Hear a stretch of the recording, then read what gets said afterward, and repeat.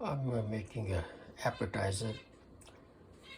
This is a avocado, also in Spanish called aguacate. Oranges, which I peeled and I took out with pulp. These are the situation actually I took out from there. And these are Mexican avocado. Outside always black, but it's very creamy inside. Once you cut it, it's tasty and creamy. And this is a little bit olive oil. I'm going to make dressing and little pink salt. I'm going to add a little bit of black pepper. I cut it oranges here. I'm going to put it orange juice in there. I will squeeze it manually.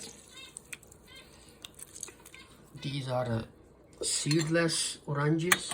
I'm going to mix it. And I will add it right here.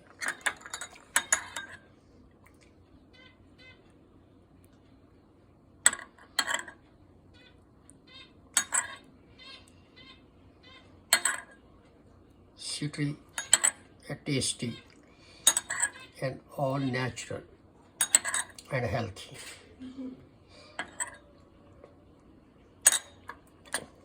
That's it. Ready to eat. It will go together. Because it's very creamy, it's break very fast. So if it's a little bit fatty, then it's fine.